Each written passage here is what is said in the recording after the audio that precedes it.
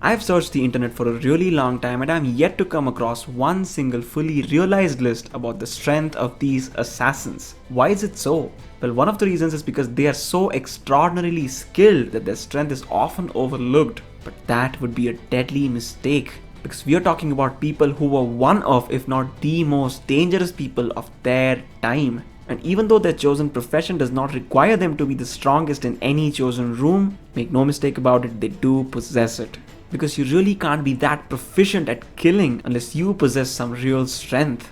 And when I say strength, I mean good old-fashioned brawn, brute strength. Strength would be a really important thing for these assassins to possess, because they're literally fighting for a living, and not in every scenario can they rely on stealth alone. They would definitely need to be ready should the opportunity present itself. And more often than not, we've seen these opportunities come up and we've seen these assassins rise up to the opportunity, go toe to toe with it and defeat it like it was nothing. But clearly not all of them are at the same level of strength. So as you saw in the thumbnail of the video, today we are going to rank all the assassins based on pure strength. Number 11, Evie Frye. Unfortunately, she's really the weakest amongst all the assassins. She's a 5'7", perfectly fit woman who weighs 115 to 120 pounds. That's not really heavy. And you know what? Pure strength requires muscle, and Evie lacks that. See, nobody misunderstand what we are talking about here. We are talking just about strength. And compared to all the other assassins in this franchise, Evie unfortunately doesn't measure up. Does that take away from her skill? Absolutely not. But as far as pure strength is concerned, Evie will definitely be on the last spot. Next, number 10, Arno Dorian. This man is 5'9", 155 pounds of all love and affection for Elise. See, strength always does not come from the muscles. You need to have willpower and the capacity for extreme violence, and Arno does not possess that. He's what I like to call the lover boy assassin, and the kind of mentality he has and the kind of man he is, he really can't be that strong, and he's not built for it either. And I say this again, we're not talking about skill, agility or any of those things, just pure strength. And we can see it from this guy's moves, he's neither the most brutal nor the most skilled. He's really just an average assassin, and he only has the number 10 spot because of the added muscle mass when compared to Evie Frye. That is it, nothing else. Next, number 9, Altair Ibn La Ahad. When we talk about build, this man has an average build. He's 5'10" and weighs 165 to 170 pounds and is one of the fastest assassins out there. But when we talk about pure brawn, he does not possess it. You can see it from his moves as well. He's swift, he's like a wolf moving around and trying to look out for the right spot to strike. And he definitely more than compensates for his lack of strength, but the fact still remains that there is a lack of strength at the end of the day. Also, this man really isn't built for strength. The earlier iterations of the assassins portrayed them to be lean, mean and swift. They would come and go like shadows, and strength was really not a big factor.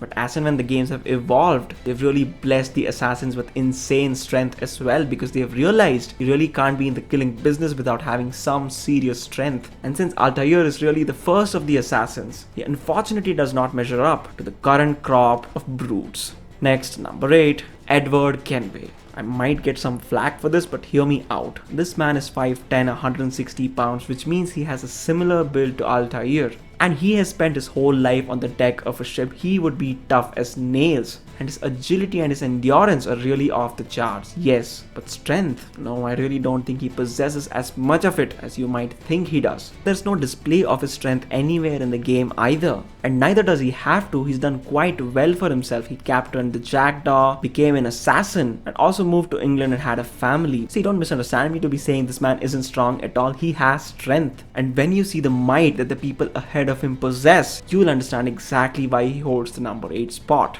Next, number 7, Ezio Auditore da Firenze. This man is deceptively strong. Don't go on his lean build. And despite having a build similar to Edward Kenway's, this man was able to keep his strength, his endurance and everything else for a longer age. Ezio too is 5'10" and 160 pounds, give or take. For example, we see him lift a proper sized wagon in Assassin's Creed 2 while Leonardo da Vinci fixes the wheel. That's no joke. And also when he assassinates people, we literally see him lifting them off their feet with just one single strike. This man can do some serious damage in a competition of strength. And on top of all this, the way he swings his heavy weapons and desecrates his enemies, you gotta admit that this man, under the lean build he has, possesses some brute strength. Don't go on the way he looks. This man can do some damage. Next, number 6, Bayek of Siwa. Let's talk about his build first because this is gonna be interesting. He's 5'8" and only 155 pounds. But when you see him shirtless, you realize this man has no fat, it's all muscle. When we talk about strength, we see him go toe to toe with enemies much bigger than him, and all the time as well. Plus, consider this, he's wielding a shield at all times. And let's be honest, the shield can't be light, it's deflecting attacks from such huge and horrific weapons. It must weigh a decent 20 to 25 pounds. And this man is easily wielding it in fights that go on for so long. Although majority of the work will be done by the shield, the person who's holding it needs to keep it up the whole time, and that takes some serious strength in the shoulders, doesn't it? Bayek of Siwa is another one of those deceptively strong people. When you see him, you probably think he's not as strong, but when you see him in action, you realize the kind of brute strength this man possesses. And trust me, he possesses a lot of that. Next, number 5, Jacob Frye. Jacob Frye is easily the shortest amongst the assassins in the franchise, but still, despite being just 5'7", he weighs 170 pounds. He's built like a house of bricks. You know, his build really is comparable to that of a compact powerlifter. He's short, blocky, and has some serious strength in those arms. When you see him fight, you realize that this man is not only brutal, but he really has the strength to snap your neck with his bare hands. Yeah, I do agree that his character is really irritating and his jokes go off at the wrong time, but when we're talking about the strength department, this man really excels. One of the only lists where you'll see him this high. But you know what? Credit where credit is due. This man has the brawn to go toe to toe with even the best. His rough childhood really has given him an edge over many of the other assassins on this list. Take Ezio for example. He was born into nobility, and although he has some serious inherited strength, Jacob's is more of a raw street fighter strength. And you know what? That kind of strength would probably match any person who's trained in any given scenario. Next, number 4, Shay Cormac. One of the bigger assassins on this list. 5'11", 180 pounds. This man is really a tank. You know what? It really translates on screen. And add to his menacing build years of training and unbelievable amounts of practice, and you have one of the strongest people in the entire Assassin's Creed franchise. Shay really feels like one of these brutes you see in Assassin's Creed 2 and Brotherhood. He's big, he's broad, he's strong, and he walks around with a lot of muscle mass. You know what? More often than not, muscle translates to strength. See, these assassins can't have the build of a strong man. They need to be lean because they need endurance to fight. But despite that being said, he has one of the stronger, one of the more intimidating builds in the entire franchise. One look at the Assassin's Creed Rogue wallpaper and you can make out that this man is a physical specimen and as strong as they come. Next, number 3, Kassandra. Now we get to the big 3, the Titans. And you know what? Kassandra is comfortably at the number 3 spot. One of the tallest people on this list. She's 6 foot tall and weighs 140 pounds. And you know what? It's all muscle.